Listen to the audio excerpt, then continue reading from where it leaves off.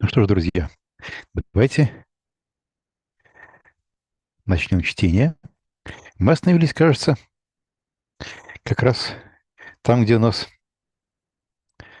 в нумерации как греческого критического издания, так и моего перевода выпадает 16 стих, поскольку он есть в византийских рукописях и переводах, которые с них сделаны, а в критическом издании отсутствует. Ну и ладно, но оставим его.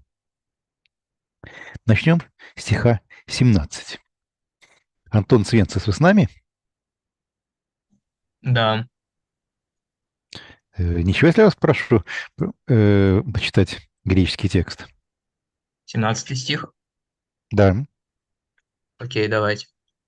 давайте.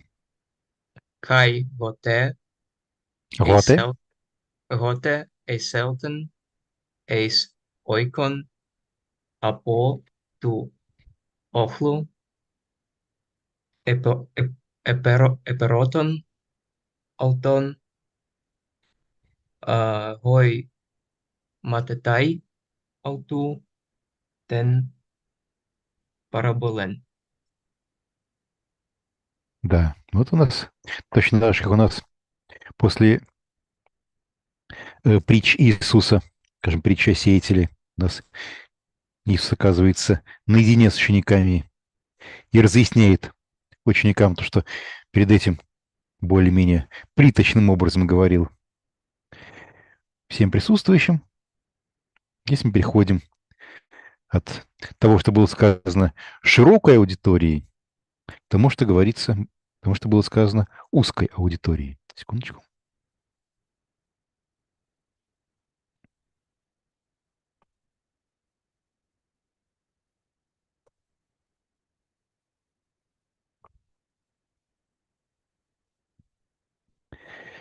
Вот. Это очень похоже на то, что у нас происходило при истолковании притчи раньше. Но, строго говоря, тот текст, о котором мы сейчас говорим, он же ведь, вообще-то говоря, не является притчей. А вот если посмотреть выше, то что говорит Иисус? Он цитирует Исаию, но у Исаии это не притча, а инвектива. Иисус продолжает эту инвективу, высказанную Исаией.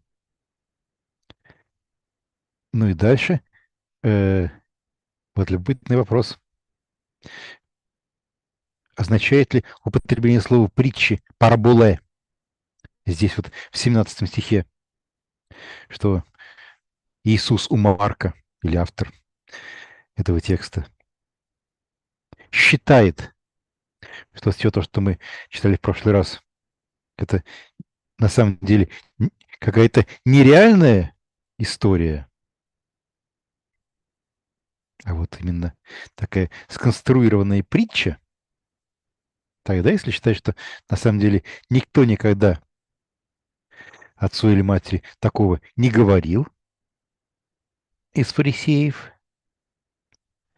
а это некая такая литературная история, специальная, выдуманная для того, чтобы проиллюстрировать, до какой степени можно довести устное предание,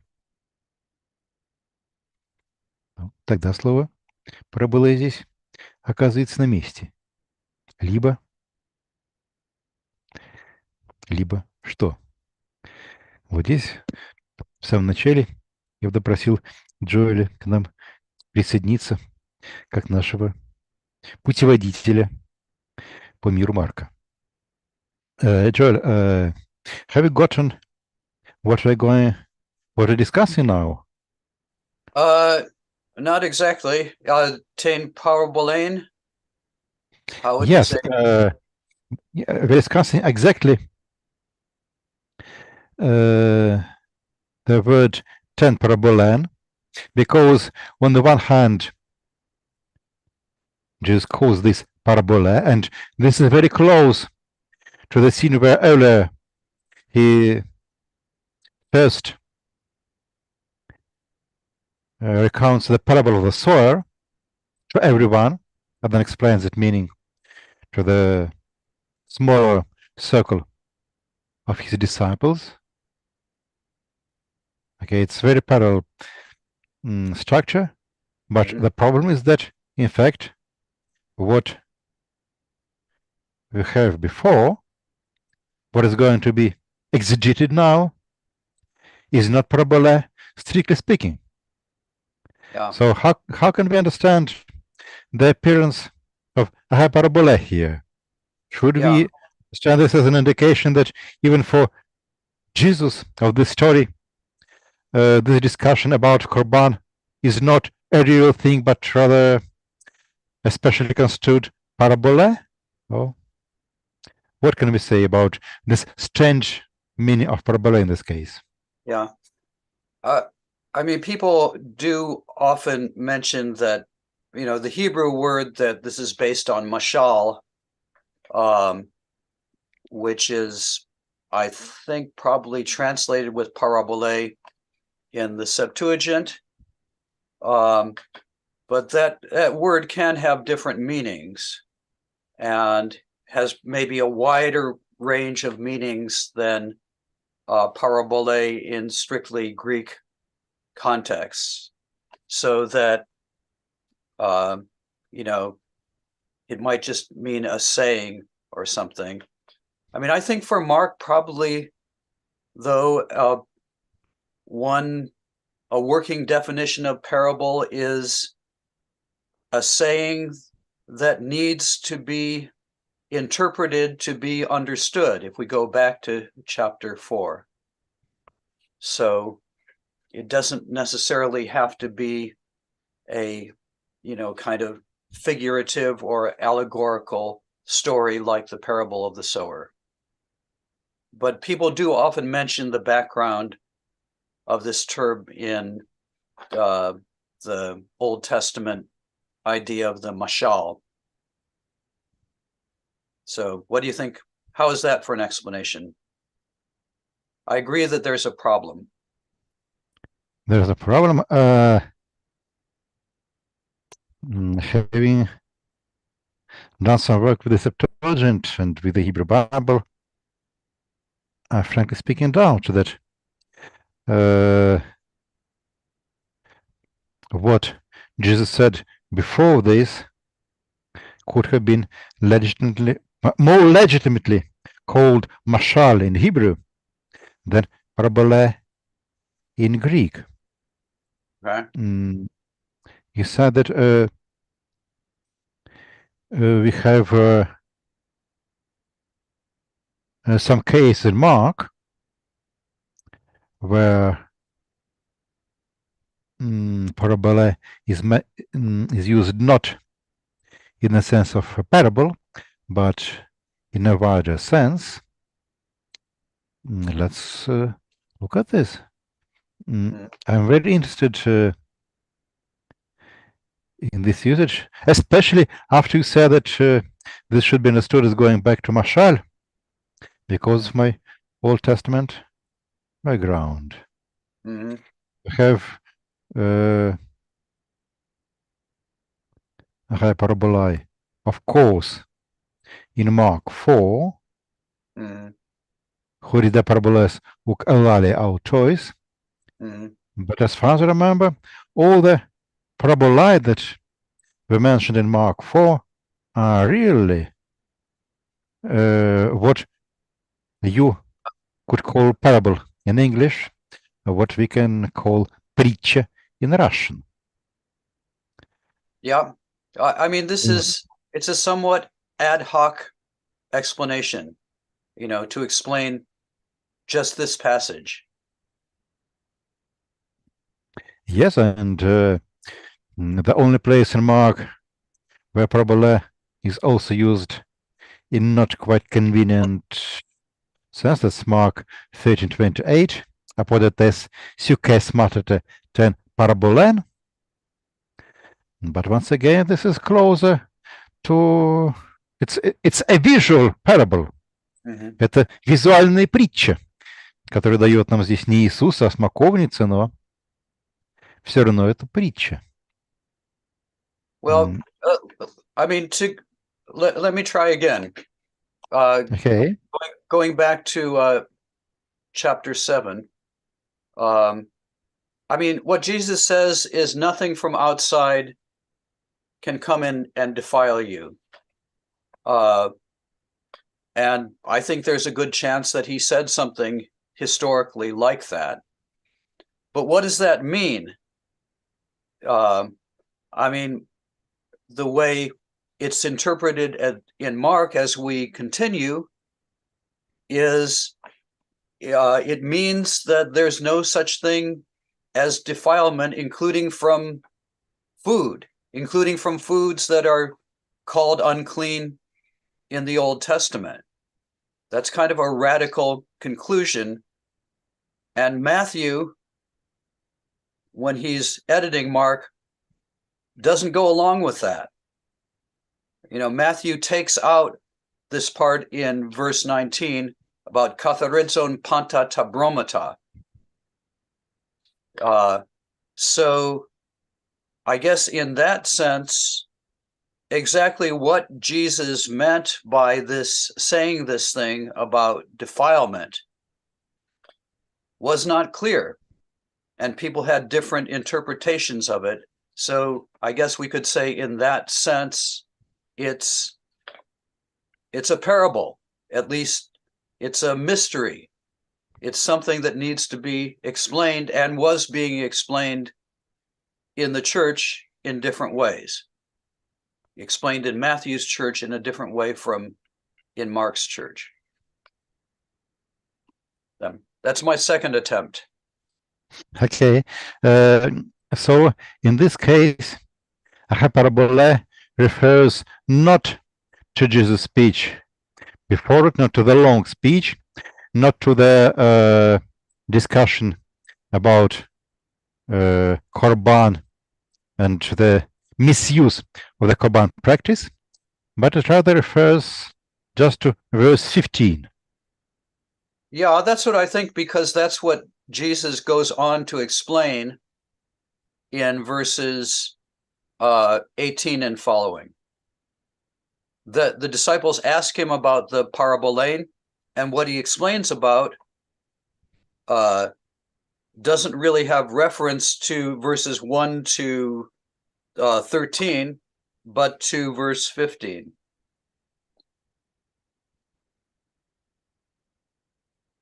Okay. And you suggest that we compare this particular passage in Mark with Matthew. Let's do this.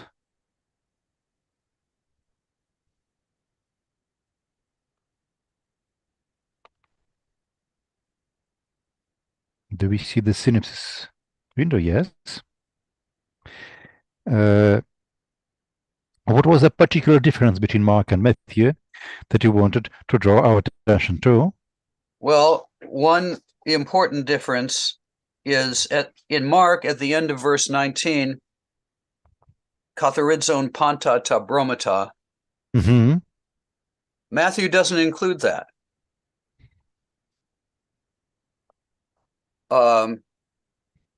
And also his version of verse 15 is a bit less radical than Mark's. He doesn't have the uden. There is nothing. Wait a second. Let me find, you mean the Matthean parallel to verse 15. Within existentu anthropo eis porovomenon. And in Matthew, that's verse... It would be verse 11. Verse 11. Ούτω εσερχόμενον eis το στόμα koinoi τον άνθρωπον αλάτο εκ πορευόμενον εκ του στόματος. Τούτο koinoi τον άνθρωπον.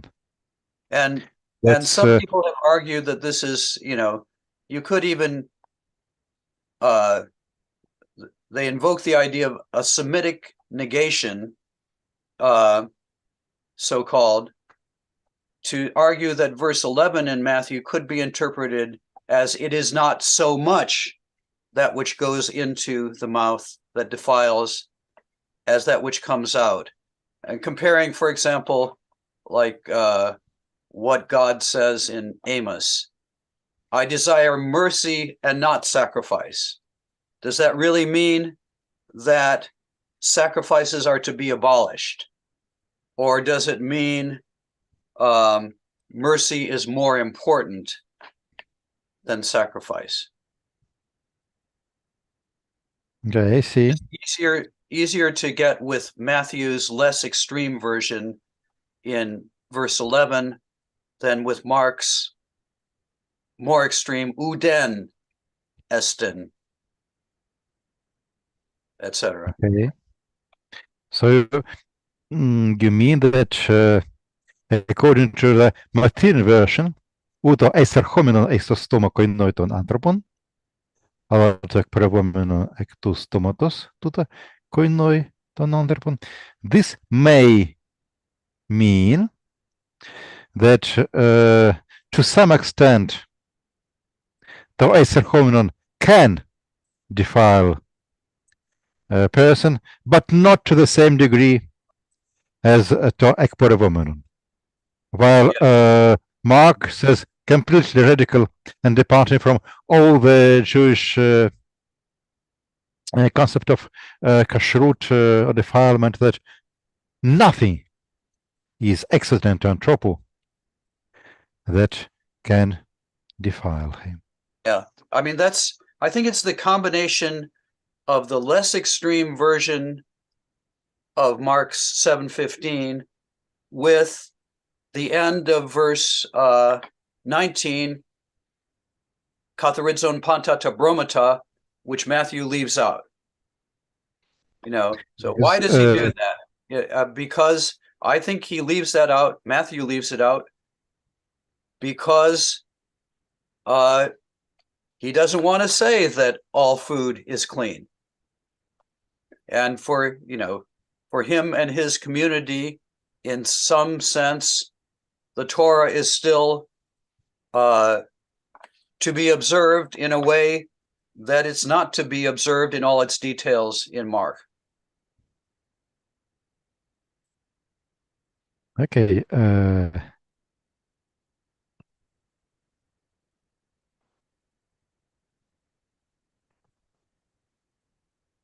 And you notice at the end of the whole discourse in Mark, in Matthew chapter 15, verse can't see what this is, verse 20, his conclusion is that these things that come from outside, they defile a person, but to eat with unclean hands does not defile.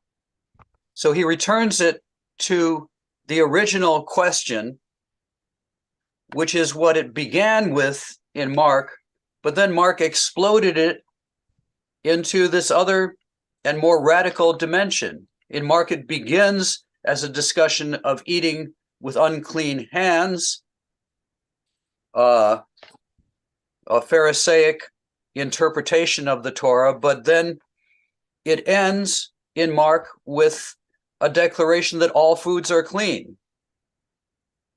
But Matthew doesn't like that radical conclusion, and so he limits the relevance of the whole discussion to the original question, which it had transcended in Mark.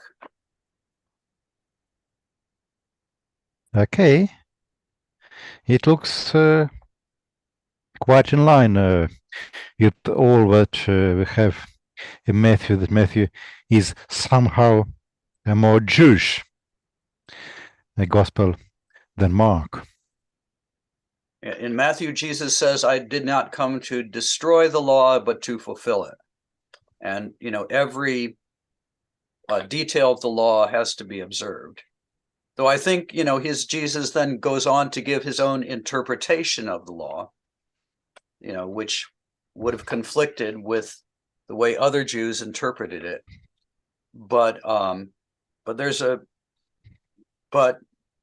Mark being, I think, in a more Pauline kind of environment and having more Pauline convictions moves it in a more radical direction. And I think what you have here is an obscure saying of Jesus that could be interpreted in different ways.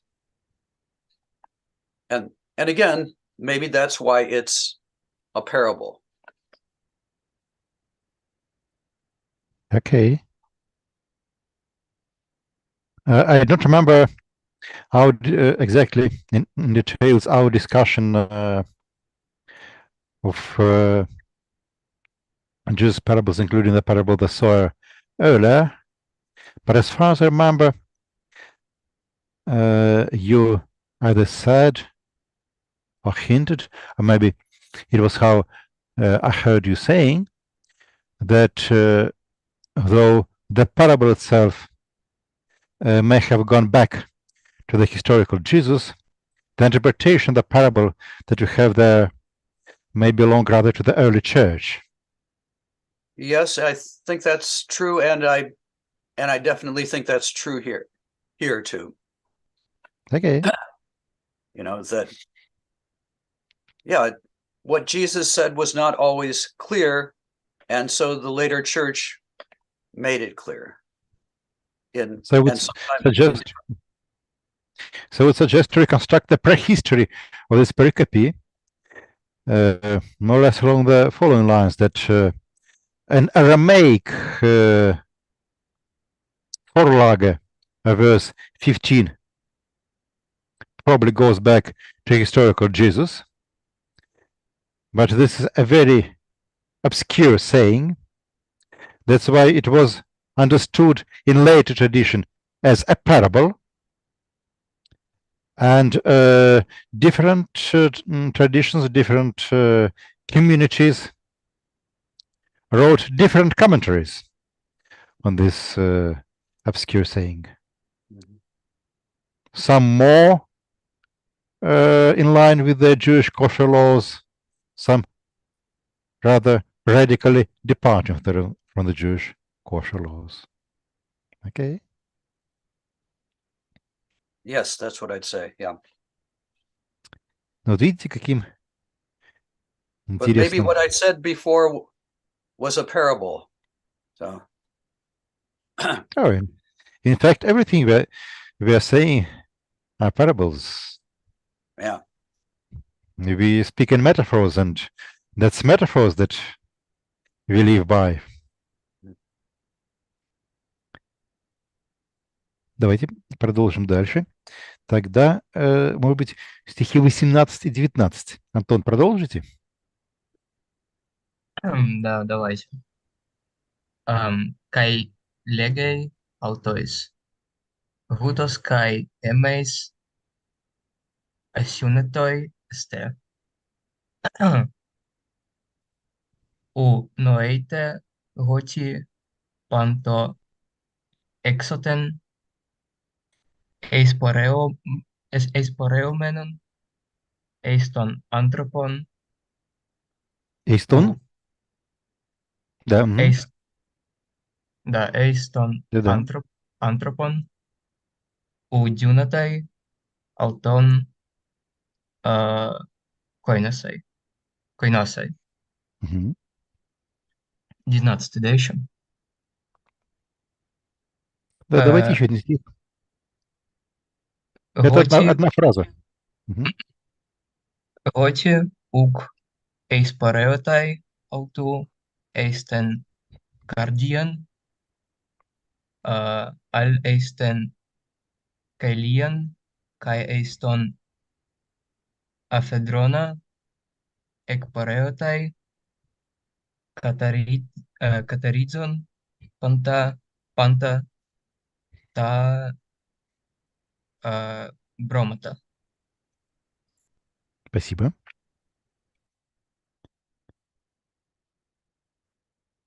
И говорит им, так значит, и вы не можете понять. Это еще больше подчеркивает параллелизм между той сценой, которую мы сейчас читаем, и сценой изъяснения и истолкования ученикам притчи о сеятеле.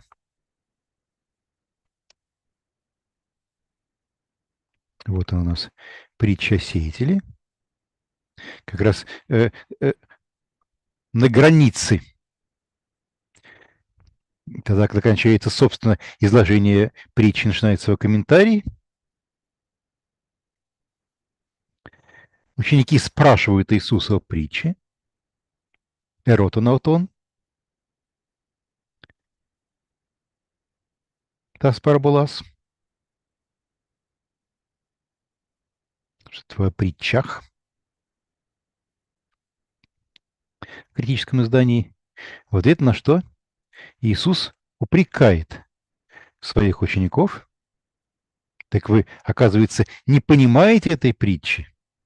Что же такое? Как же сможете понять другие притчи? Да, и после этого излагает им притчу о сеятеле.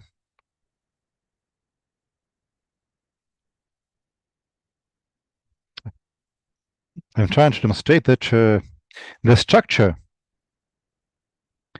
of our narrative is very much like the structure of the parable section in Mark 4, even with the smaller details that in both cases we see that the disciples do not understand the parable. They ask Jesus to explain them the parable, and Jesus reproach them. Uk oidete ten parabolen tauten, kai pos pasas tas parabolas gnoseste, in chapter 4.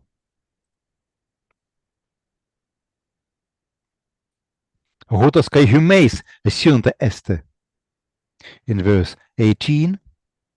Take into account what we discussed earlier about the prehistory of this text and the possible role of the early Christian community in the formation of this parable. You think that in both cases, this structure and the reproach towards the disciples that is embedded in the structure in both cases is rather Mark's creation than the memory of authentic discussion between Jesus and his disciples.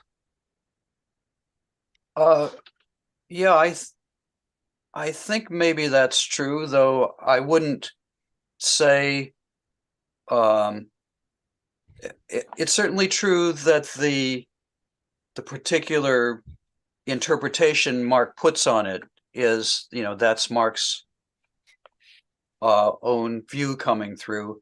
I mean, maybe there was something like verse 19 and 20 in the tradition, but Mark's given his own interpretation. And the other passage that it's much like is chapter 13. Okay.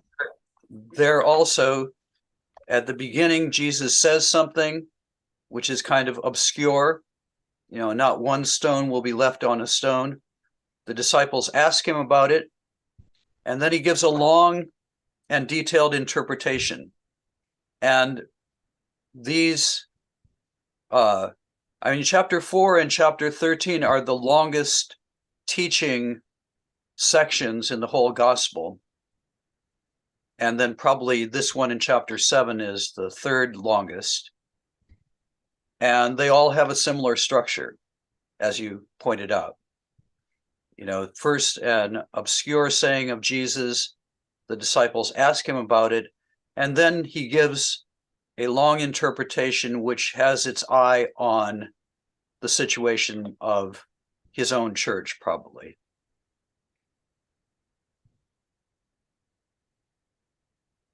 Yes, we have in some sense the same structure. First, Jesus saying, Mark 13:2,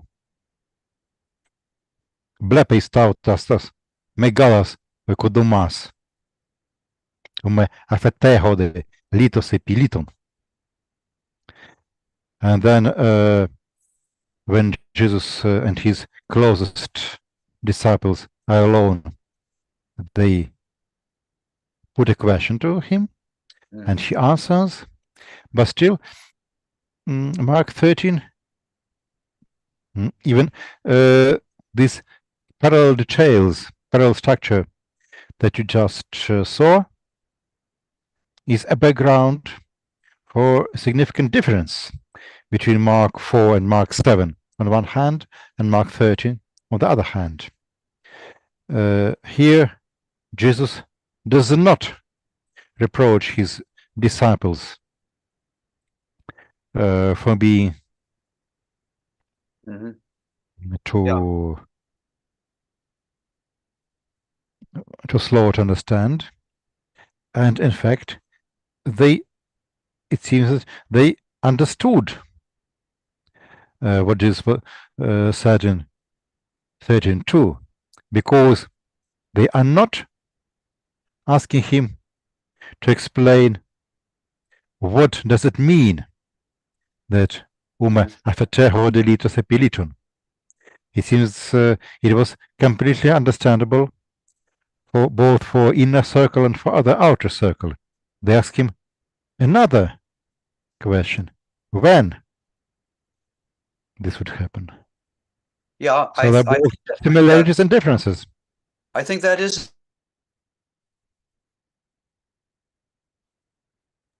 I think that is a significant difference, and the way I would interpret the difference in terms of chapter 7 is that maybe there are people in Mark's own community who don't understand that how radical what Jesus said about the inside and the outside is.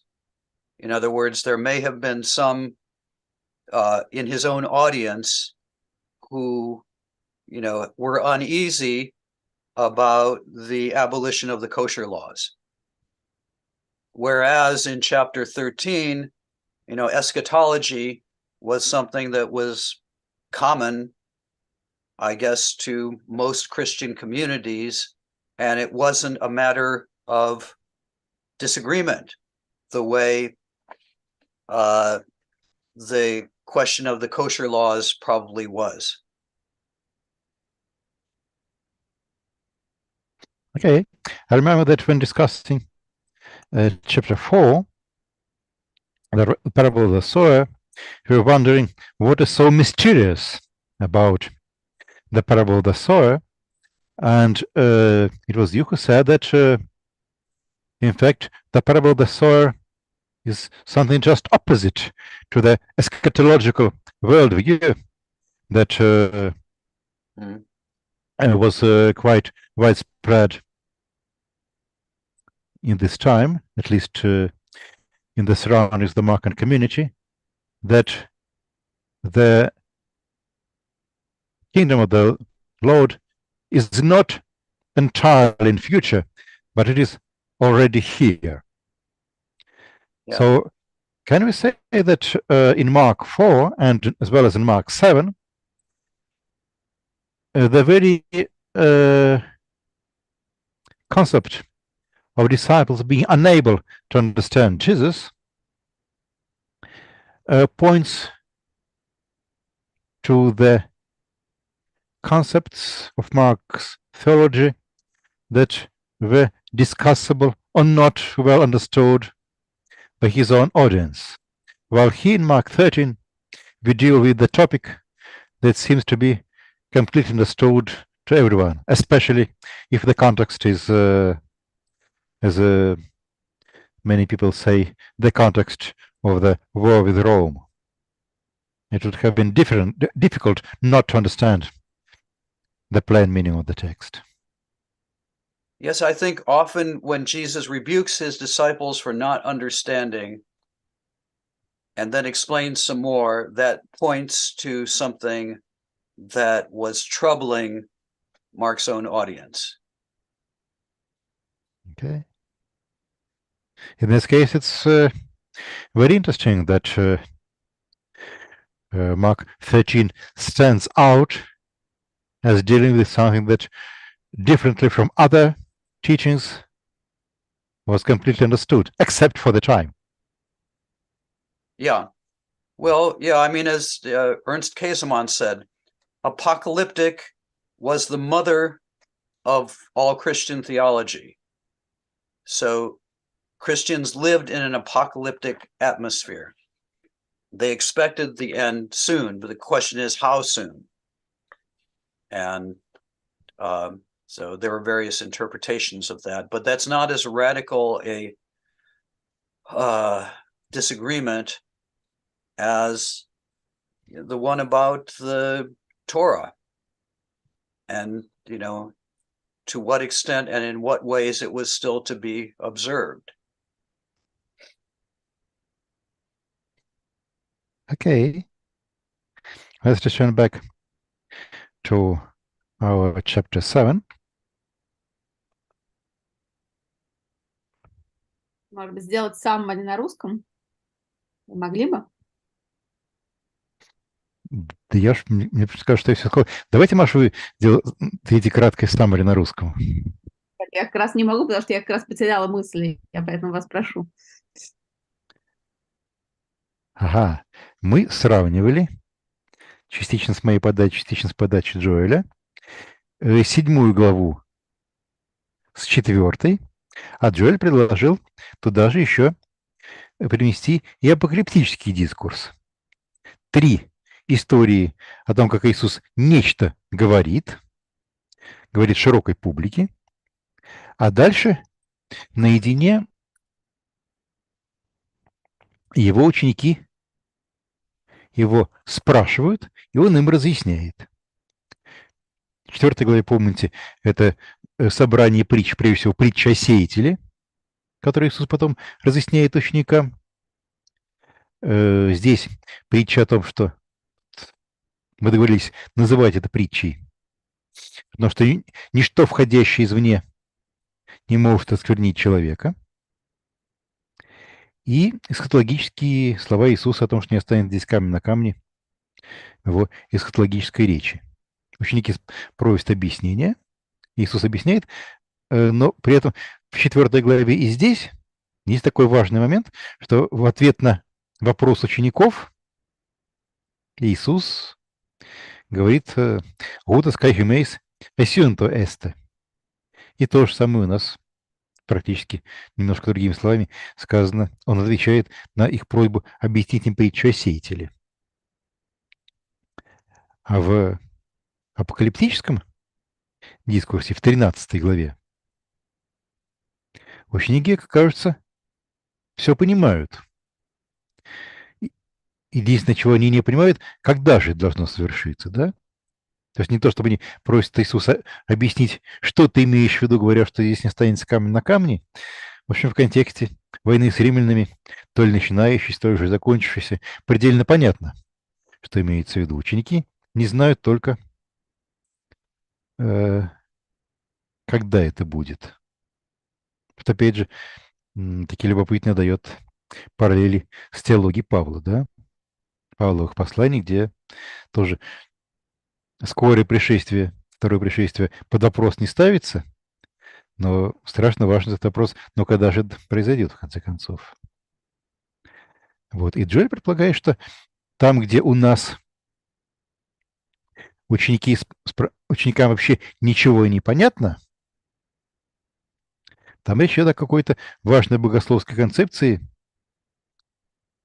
которая в общине Марка была дискуссионной. И, по крайней мере, какие-то из коллег Марка этого не понимали. В случае притчи о сеятеле, помните, самой большой проблемой для человека, воспитанного на христианской традиции, который читает этот главу, был понять, а что тут, собственно говоря, может быть непонятного. Вот. И мне кажется, что Джоэль там очень осмысленно предложил нам понимание того, что кто здесь притча сеятель нового и непонятного, что Царство Небесное, оно уже здесь присутствует. Оно не в эсхатологическом будущем, а вот здесь, сейчас как-то вброшено, всеяно и прорастает. Вероятно, это было в какой-то момент неочевидно для общины Марка. Точно так же, как в нашем, вот здесь, в нашей 7 главе,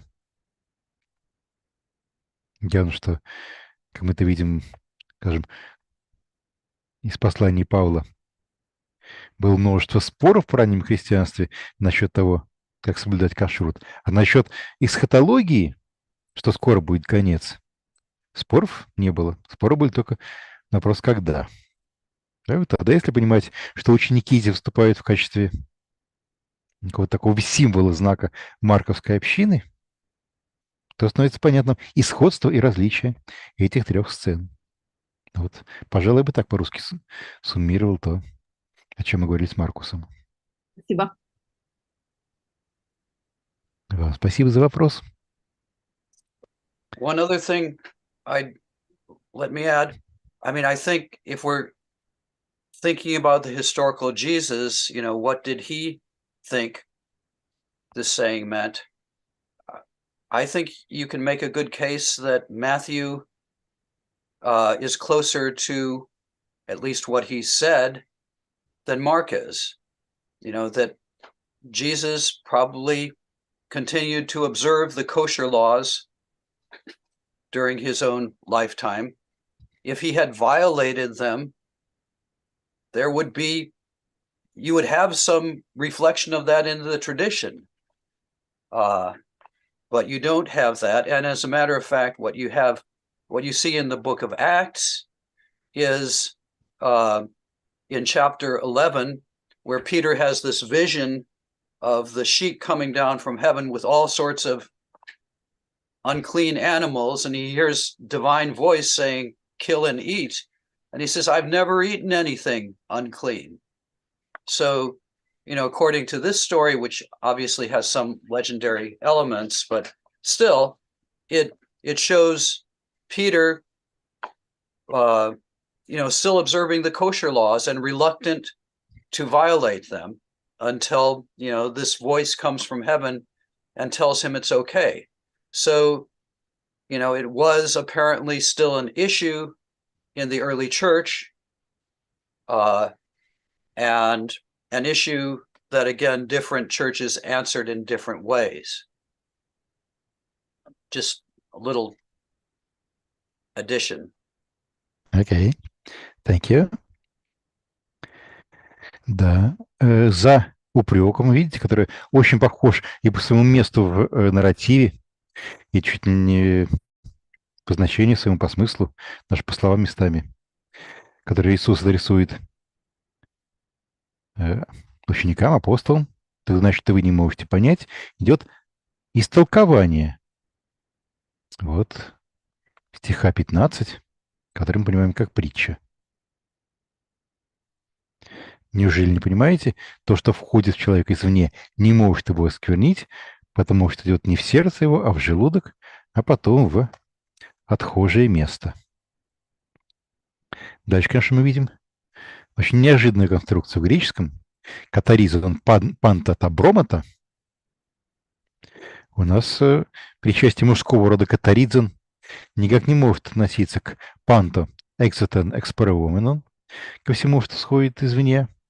Оно может относиться только к подлежащему вводных слов 18 стиха. Это Иисус. Леги аутойс катаридзум панта табромата.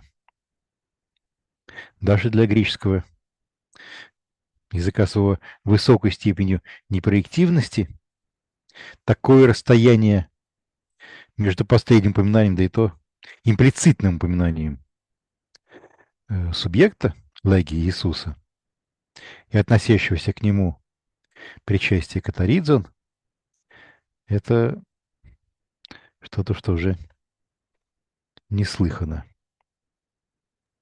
Some people have suggested that katharizon pantat bromata is a scribal gloss.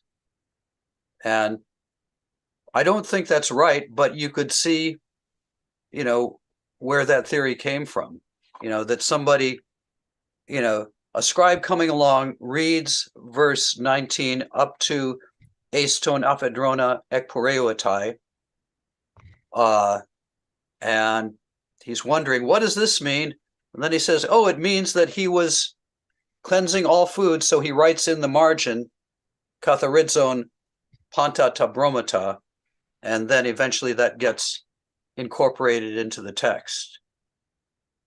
I don't buy it, but it's possible. Yes, in any case, it is a gloss, either by the author of the gospel or by a scribe. But you see, I have rendered it, put it in brackets, just in order to draw the reader's attention to this fact. It's a sort of either a commentary or an auto commentary on what has just been said. And it's rather awkward grammatically. Wouldn't you agree? Yes, exactly. It's interesting. Because it refers back to Jesus, but I mean, Jesus is the subject of katharidzon, but he hasn't, really been mentioned. He's mentioned in kai lege autois, so that's pretty far away from katharidzon. And even there, he's mentioned only implicitly. Yeah, right. Because it was a bad Greek, the Byzantine scribes tried to amend this. If we compare the critical edition and the Byzantine text, the majority of the Byzantine manuscripts, we see that instead of masculine, kataridzon, pantatabromata, we have omicron instead of omega, kataridzon, pantatabromata. In this case, this is grammatically better, because this kataridzon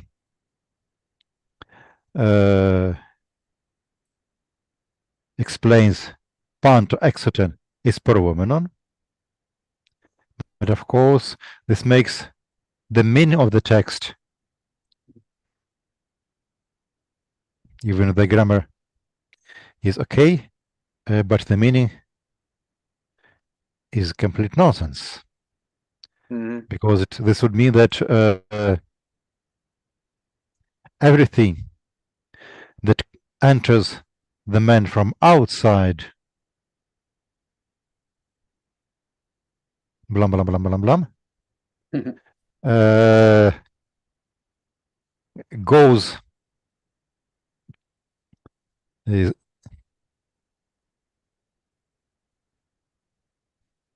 into the draught, as the King James Version puts it.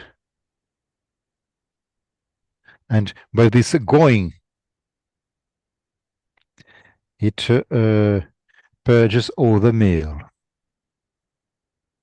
All the meals, yes. I mean, it would be better, actually, if it was a masculine accusative, then it could agree with aphedrona, so that it was the latrine that cleanses all foods. And I think maybe some old English translations, that's the way they took it. Like maybe even the King James Version. But I don't think, but I don't think there's Greek evidence for that. Katharidzon ta.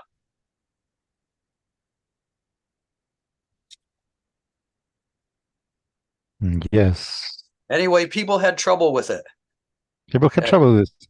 Yeah. And the standard Russian version, which is being read by 99.99% of those who read the Gospel of Mark in Russian, the Byzantine text is followed. How do they render it? Wait a second. That's, do you see now? No? The screen hasn't changed. No. Let's change it.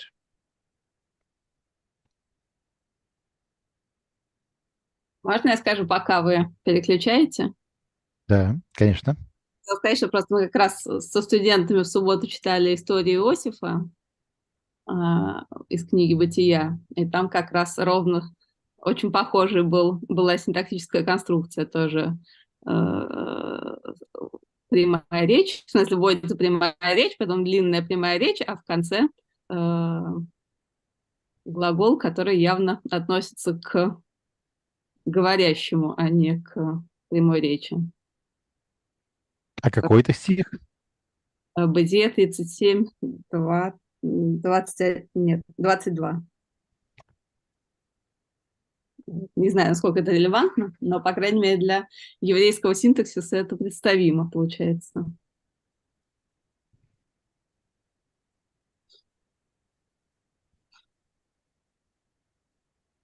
ויאמר לכם ראובן, אל תשפכו דם, השליכו אותו אל הבור הזה אשר במדבר, ביד אל תשליכו בו, למען Дальше, להציל אותו. да, алеман, хациль, ото, это явно относится к вайомар, а не... Мгм. Wait, why is this passage relevant? It's just I was remembering. I'm remembering that last Saturday I read with students this passage, and this Hebrew verse has exactly the same syntactical structure as this our verse in Mark, because it starts from with Vayomer Elohim, then direct speech until Yad al Tishlechu vo, and then Leman Hatzil Oto, right. refer to Vayomer, not to direct speech. Okay, yes. So it's like an editorial comment, the Lama'an. Yeah, Yes. it's like the same question about this verse, and I think similarly many people suggest that it's just editorial comment or later edition or something like that, but Loss, yeah, okay. but, it looks like it's possible for Hebrew syntax. Yeah, well, and the comment, the Lama'an, puts his action in an even more favorable light, right? He wants to save him. Yeah, just explanation why he says that. Yeah. What's the purpose of all this? Yes. Yeah, that's good. Explanation. What was the purpose of all this? And Septuagint does not make any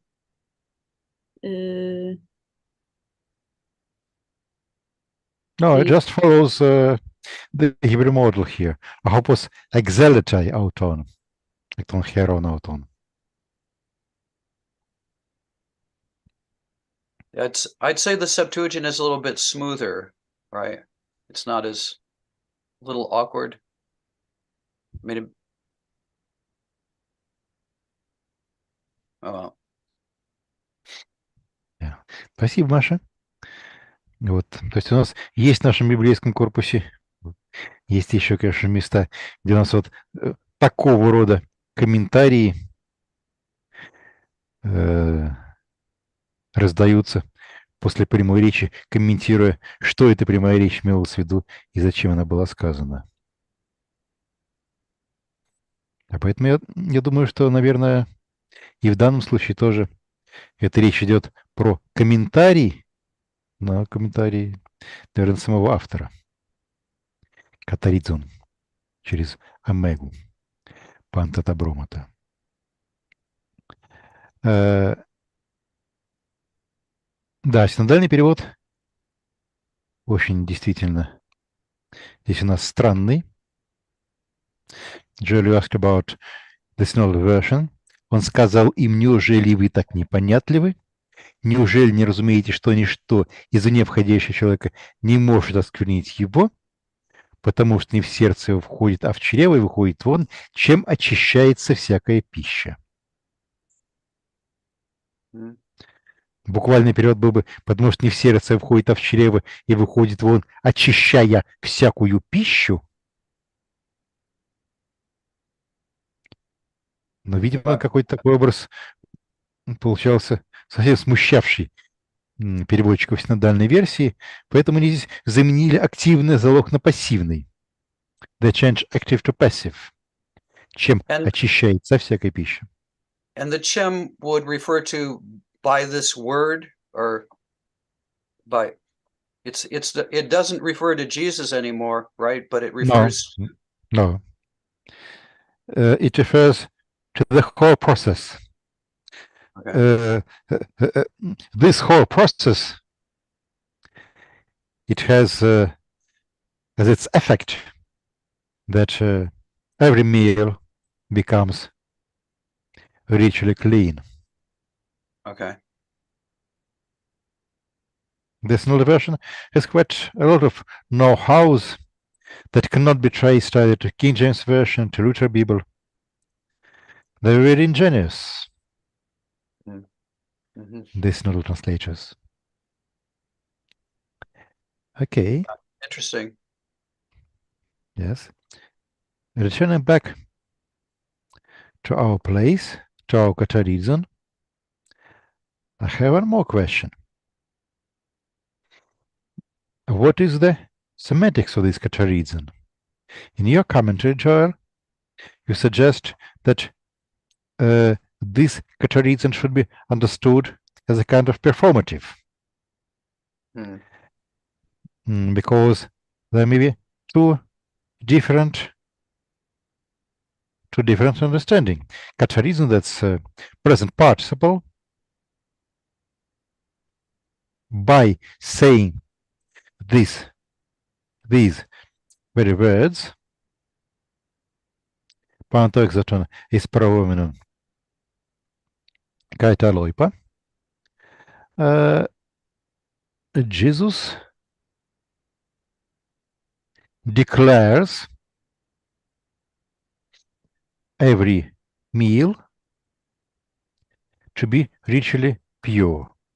Does this mean that he informs the hearers that every meal is ritually pure, and in fact this has been so from the very beginning?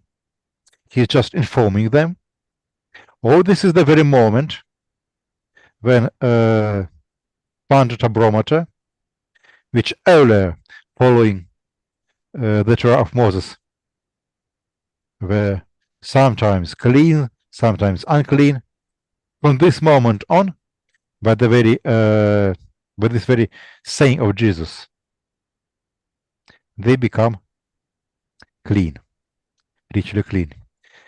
That's your exegesis. I saw it in your commentary. And, I prefer the latter. Yeah, because, I mean, just for one thing, logically, and maybe we shouldn't look for logic in religious texts, but I mean, if he's saying that all foods have always been clean, then what about the laws of Moses? What about the kosher laws? I guess, more performative interpretation of this, I'm saying it, and by saying so, I'm making it so, is, more apocalyptic. This is the moment at which the world changes, the law changes. How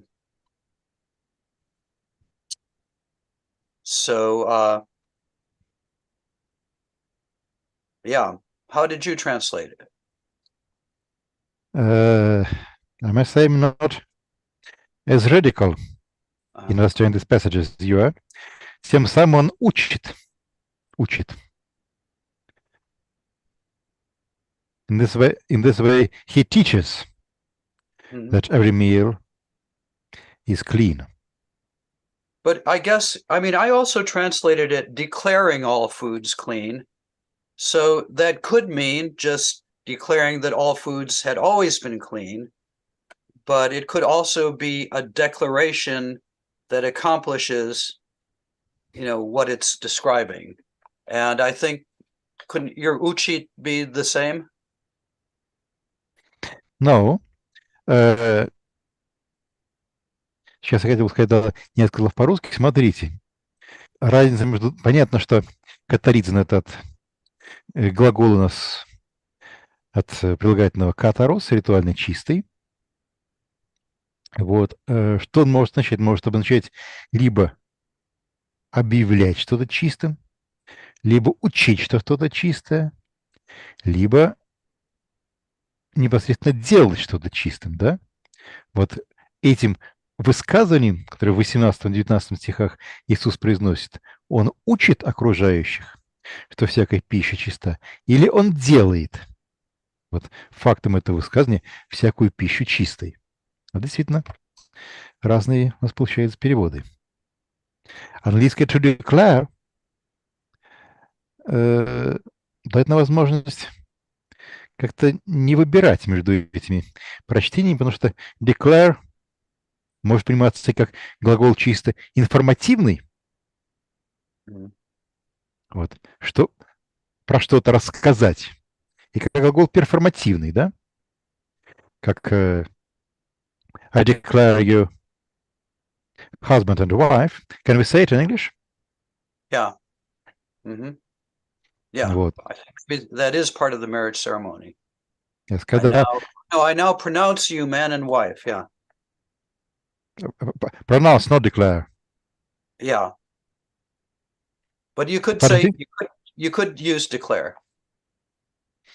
Ну да, по-русски так нельзя сказать в перформативном значении. Я учу вас, что вы муж и жена. Это перформативное значение быть не может. Тем самым он, давайте по-русски сделал так, объявляет, объявил. Объявил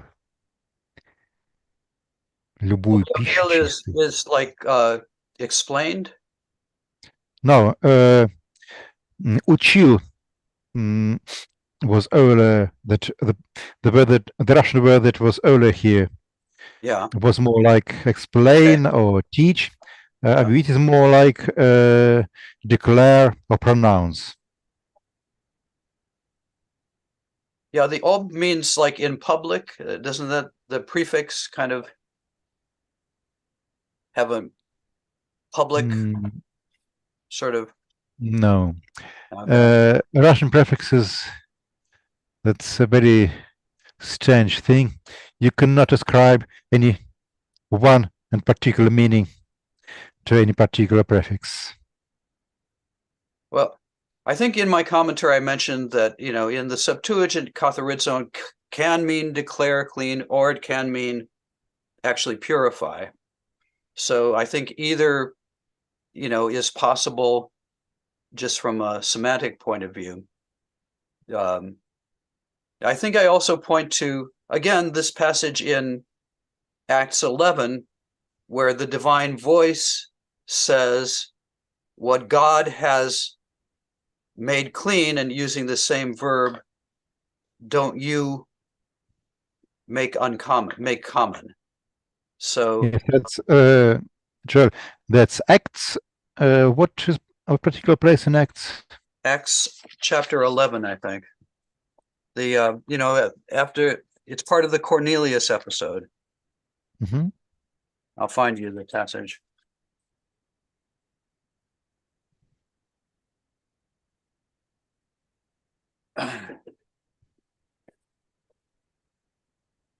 (11:9), I believe. Yeah. Utheos ekatharidsen. su me koinu. Same koinos and katharizon together.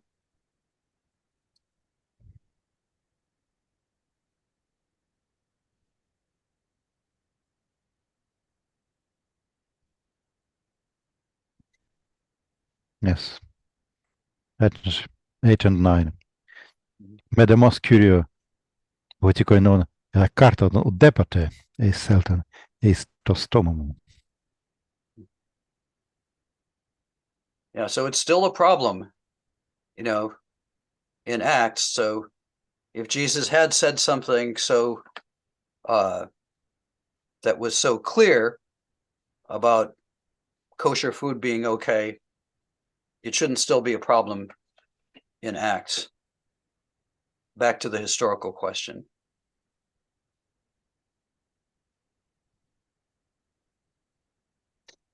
Yes.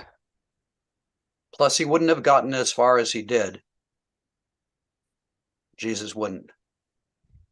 I mean, he wouldn't have had the success that he did in the Jewish community, I think, if he had obviously abolished the kosher laws.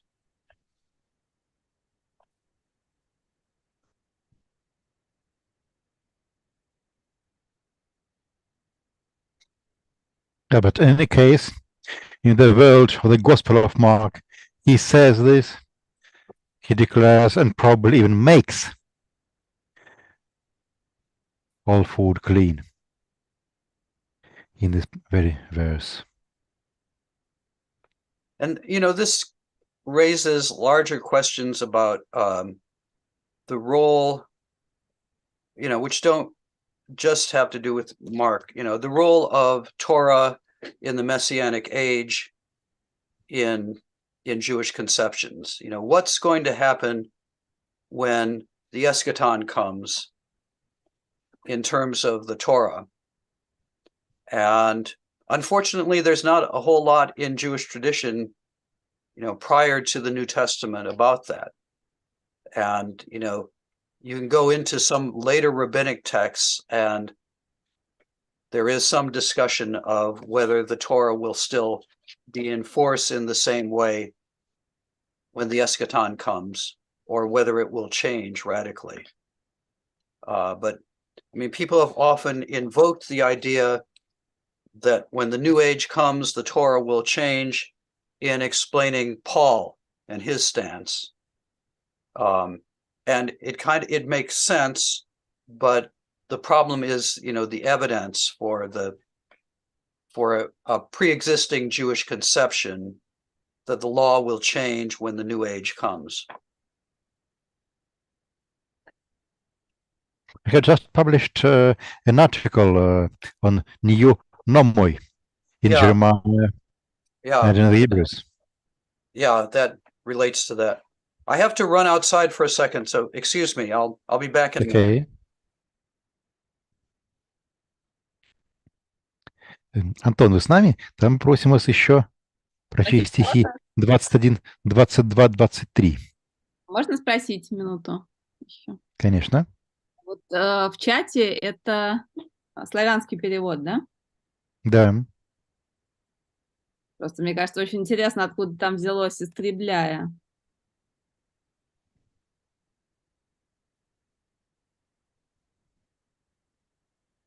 Может, это какая-то догадка. Видите, там не только «истребляя» взялось по отношению к греческому тексту, пускай даже византийскому, но у нас еще и греческий предлог у нас поплыл, да? Он здесь афедроном исходит. Все то, что человек съел. Вместо того, чтобы ему в афедрон отправляться. Вот. Ну да. Просто меня это заинтересовало с точки зрения того, что есть такой сюжет про то, что этот в Септуагинте глагол «катаридзо» — «очищать», он иногда переводят, так сказать, на арамейский манер еврейский глагол «дака»,» который с алифом, и который как раз значит истреблять. Это переводится через катаридзу. А Потому где это что, такие, у нас бывают чудеса? вот, например, Исаия 53:10. Хорошо, пока Джоэли с нами нет, Как такое могло можем попасть заняться. в славянский текст, это, конечно, удивительно, по-моему. А вот Джоэль вернулся. Ну ладно, давайте потом я об этом подумаю. Да, хорошо. В это время всё.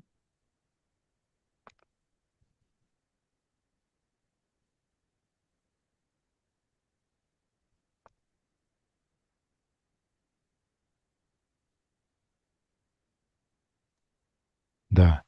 Хорошо, Антон. Прочтете тогда еще следующие 4 стиха? С 21, да? Да.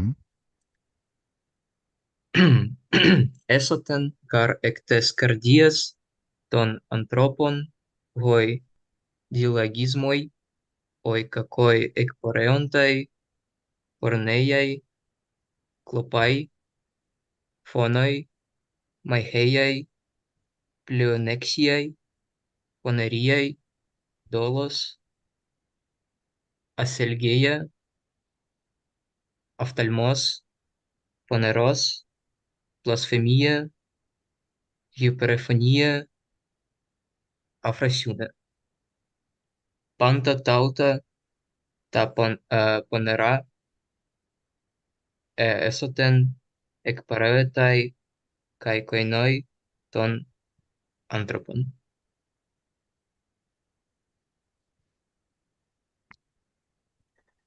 Да. Он сказал, оскверняет человека то, что исходит от него изнутри, ибо из сердца человека исходят злые мысли, разврат, воровство, убийство, прелюбодеяние, жадность, злоба, подлость, распущенность, зависть, злоречие, гордость и безумие. В греческом тексте у нас здесь есть слово «бласфемия», которое у нас часто имеет техническое значение именно богохульство. Не просто злая речь, но злая речь, адресованная Богу или против Бога. Но есть и более общее значение – злоречие. Возможно, что в этом списке разнообразных пороков, которые все имеют то общее, что это как бы человеческие пороки, да, не специфически религиозные какие-то. Даже вот, не говорится про какие-нибудь нарушения религиозных табу или что-то еще, а вот этот список пороков вполне мог бы быть и здесь в Евангелии от Марка, и в каком-нибудь того же самого времени сочинении греческого философа-моралиста. Я думаю, что здесь скорее должны были бы привести бласфемия как злоречие в более общем смысле слова.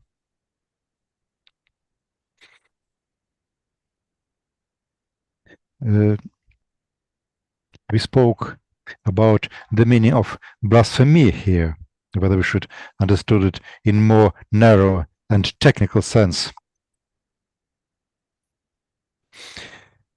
as a speech that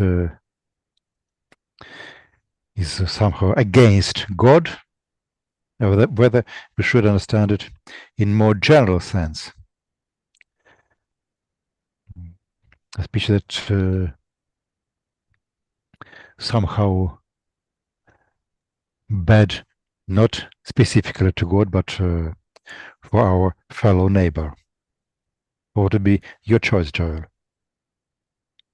I don't know. I mean, the rest of these, I guess, are all things that you do to your neighbor, really, right? I mean, so if it really means an offense against God specifically, then it stands out from the others. But I'm not sure. It is interesting. There is a certain structure here. You have 7 things in the plural, and then 7 in the singular. Yes. I don't know if that, I don't think that helps with this particular question, but it is interesting that, there's, at first it just looks like a miscellaneous list of, things that you do to your fellow human being, but there are 7 plurals and then 7 singulars. So it might have been interesting to compare this with the lists of vices in contemporary philosophical writings. I don't remember whether you did it in your commentary.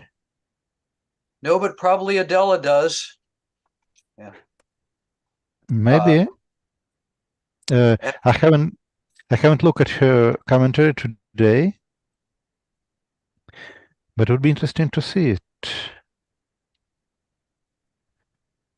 That's one thing that I say is first you have a series of 7 offenses in the plural, usually implying cases of porneia and so on. And most of them are things that would be crimes according to the Decalogue, the 10 Commandments, the first series of 7. And then the second series are more abstract, the series that are in the singular.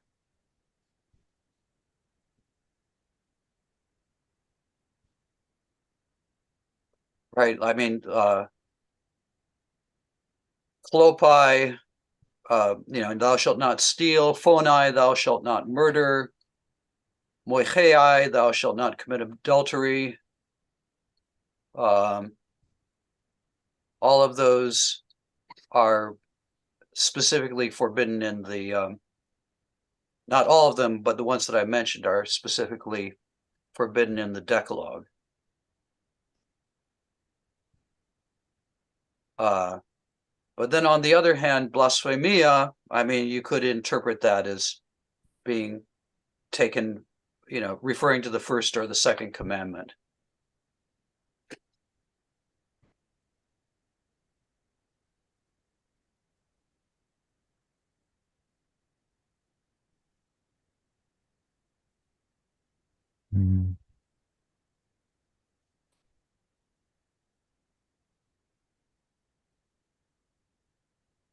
No, at least I couldn't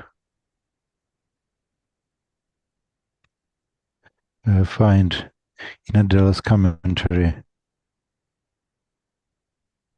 I mean, another thing that is similar to is the vice lists in Paul, like in Galatians chapter 5, verse 19. And that also, I think, starts with porneia, right?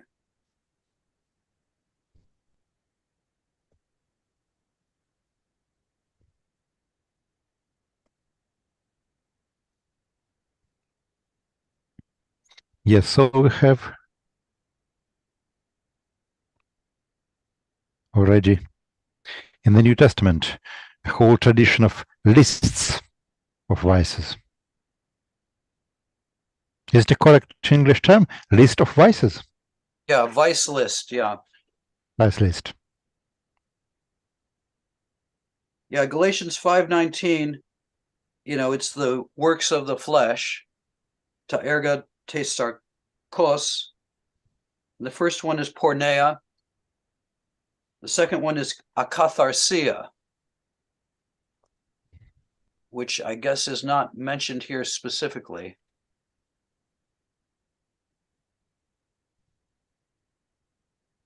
I mean, there's actually not much overlap, but it is interesting that in both cases, porneia is first. And why is that first? Doesn't seem like the most serious sin, not as serious as phonos. But I mean, you know, Philo has a long discussion of porneia and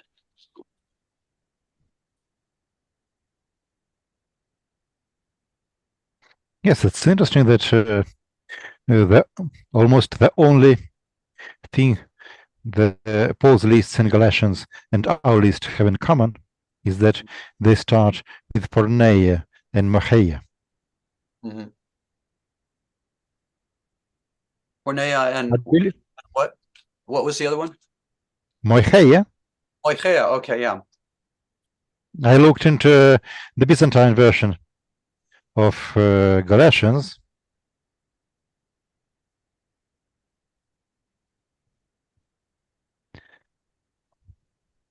You see, the Byzantine copyists decided to discriminate between mocheia and porneia. Yeah, that's interesting. And to put moicheia first. Exactly.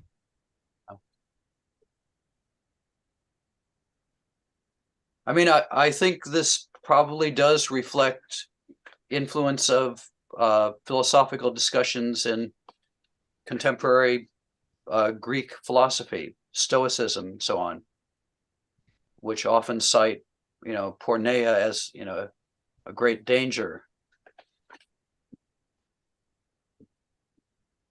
Yes, I think that, of course, there is a tradition behind these vice lists. It may well be that at least partially the order of the vices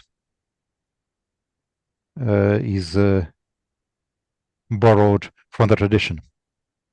From this tradition. Mm-hmm.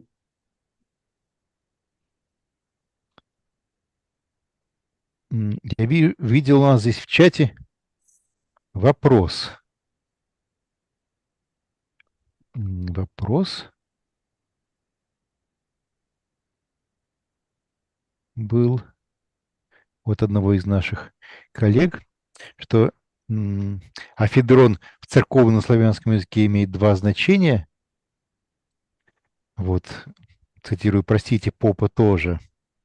Это, как я понимаю, исключительное развитие внутри церковно-славянского языка, поскольку церковно-славяне не очень хорошо понимали здесь греческий. В греческом, как я понимаю, я посмотрел сейчас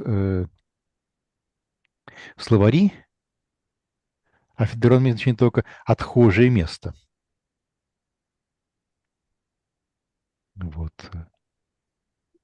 То значение, про которое у нас было сказано здесь в чате, возникает из непонимания этого греческого слова в славянских текстах, по-моему. Конечно, нужно специально устроить лексическое исследование по этому поводу. Вот, но кажется, в греческом такой амбивалентности в значениях нет.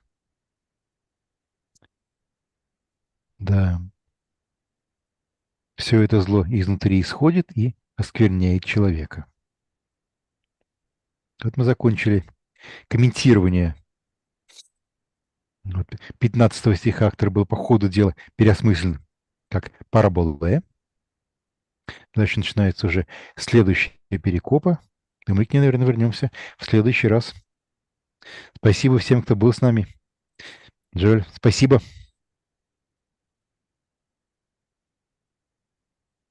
Спасибо to you. Спасибо, всего доброго. Спасибо. Thank you very much. До свидания. До Спасибо. свидания. See you next week. See you next week.